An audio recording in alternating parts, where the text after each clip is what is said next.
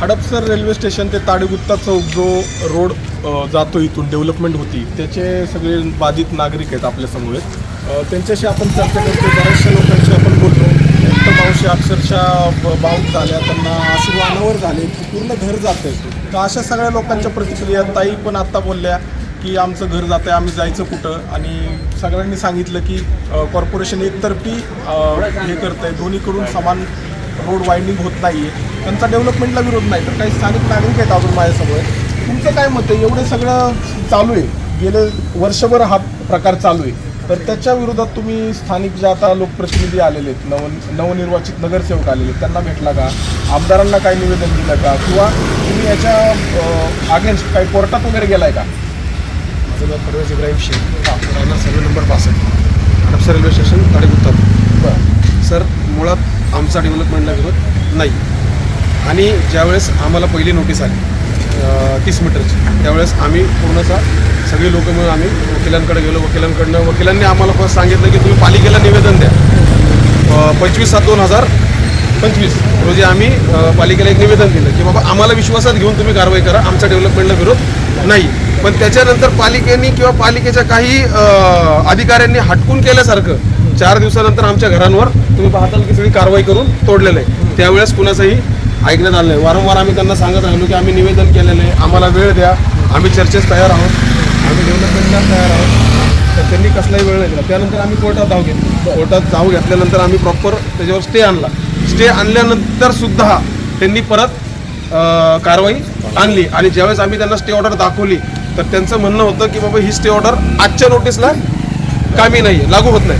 जर कोर्टाने, माननीय PMC कोर्टाने जर त्या जागेवर स्टे दिलेला आहे तर तुम्ही त्या क्षेत्राला नोटीस कशी देऊ शकता? जोपर्यंत कोण अधिकारी आले होते? आता त्यात सोनवणे साहेब होते, गायकवाड साहेब होते आणि बरेच अधिकारी होते. म्हणजे जवळजवळ पतविभागाचे राजेश बनकर होते. पतविभागाचे राजेश बनकर होते. बांधकाम विकास विभाग झोन क्रमांक 4 याचे सोनवणे साहेब होते, योगेश सोनवणे.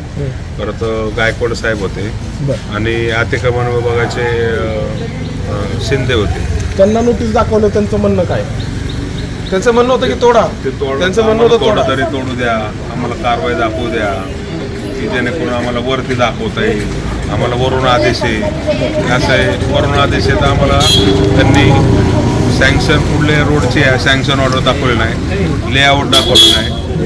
आम्ही मागणी केली तर उडीचे उत्तर देतात. आयुक्तांचा पण दौरा झाला होता ना? हो, आयुक्तांचा मध्यंतरी झाला होता, पण त्यामध्ये त्यांनी नागरिकांसाठी काय वेळ दिला नाही, ते सरळ पुढे निघून गेले. तर सर, हा जो DP आहे नवीन DP प्रकाशित केलेला, आम्ही आता इथे उभे आहोत सर्वे नंबर 62 मध्ये. आणि आता त्यांचं म्हणणं आहे की हा 30 मीटरचा रोड आम्हाला करायचा आहे. मुळात जिथून पब्लिकचा फ्लो आहे रेल्वे स्टेशन पाशी, जिथे पब्लिक चढणार किंवा उतरणार आहे, त्यांनी तिथं तो रोड 24 मीटरचा ठेवलेला आहे. आणि ह्या स्टेशनला येणारे पॅरलल 10 रोड आहेत. म्हणजेच ताडीगुत्ता चौकातनं हा ब्रिज क्रॉस केल्यानंतर हा रोड टाकलेला आहे. त्याला 1, 2, 3, 4 हे रस्ते स्टेशनला येतात. ताडीगुत्त्यातनं मुंडवा विभागातनं गेल्यानंतर 1, 2, 3 आणि हा एक 4 असे रोड येऊन मिळतात. मग हाच रोड का फक्त? आणि बाकीचे सगळे रोड 24 मीटरचे आहेत. मग त्यांना हाच रोड का 30 मीटरचा करायचा आहे? आणि विशेष म्हणजे या 10 रोडमध्ये कुठंही लोकांची वस्ती किंवा घरं बाधित नाही.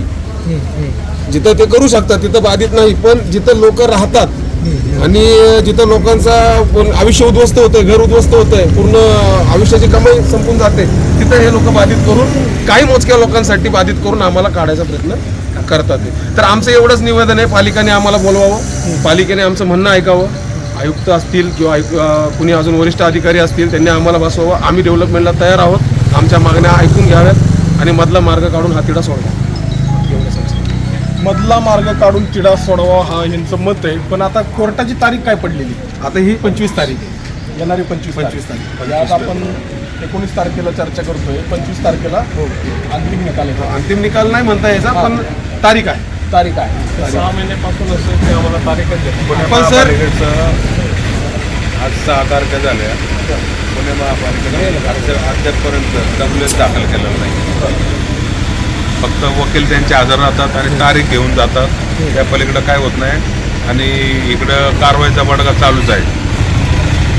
हे जे थांबलं नाही ह्याच्या पुढे तुमचं काय असणार आहे? तुम्ही काय पुढं आंदोलनाची दिशा कशी असणार? आंदोलनाची दिशा सर आम्ही वरपर्यंत आंदोलन करू जिथपर्यंत आम्हाला, कारण जर आमचं अस्तित्व संपत असेल आणि आमचं आयुष्य संपत असेल तर लढण्याशिवाय आमच्याकडे कुठला पर्याय राहिला नाही. आणि अजून पण आम्ही सांगतो की आम्ही इथं जेवढे पण नागरिक आहेत, प्रश्न फक्त डेव्हलपमेंटचा आहे आणि 6 मीटरचा आहे. 10 रोड आहेत, 9-24चे आहेत, 10-24 करण्यात काय हरकत आहे. आणि राहिला मोबदल्याचा प्रश्न, काही लोक अशी आहेत की त्यांचं पूर्ण बाधित होतं. TDR घेऊन करणार काय? कच्चा TDR जर आज हीच बिल्डर लोक काय म्हणतात, आम्ही 2400 रुपये 2000 रुपयांनी घेऊ सिंगल पट, त्यानंतर त्याच्यावर प्रोसेस करून ते डबल करून त्यांचा फायदा करतील. मग ज्याची जमीन चालली, ज्याचं नुकसान होतंय त्याचं काय? तो पूर्ण रस्त्यावर येतो मग. तो पूर्ण संपतोय, रस्त्यावर येतोय. तर आमचं प्रशासनाला एवढंच म्हणणं आहे की आम्हाला एकतर दिलं तर DRC मध्ये द्यावा, नाहीतर रोख रक्कम स्वरूपात द्यावा. आमचा विरोध नाही. शेवटपर्यंत या सर्व बाधित लोकांचं मत आहे की आमचा डेव्हलपमेंटला विरोध नाही, परंतु जो मोबदला मिळाला पाहिजे तो रोख स्वरूपात किंवा DRC रोड हा कमी झालाच पाहिजे. रोड हा कमी झालाच पाहिजे. आपण पुणे महानगरपालिका अधिकाऱ्यांशी पण चर्चा करणार आहोत, त्यांचं मत याविषयी जाणून घेणार आहोत आणि या ताडीगुट्टा हडपसर परिसरातील नागरिकांना कसा न्याय देतील हे आपल्याला येणाऱ्या काळात पाहावं लागेल. विकासाच्या नावाने अन्याय नको, अन्याय नको, अन्याय नको. रोड कमी झालाच पाहिजे, झालाच पाहिजे, झालाच पाहिजे.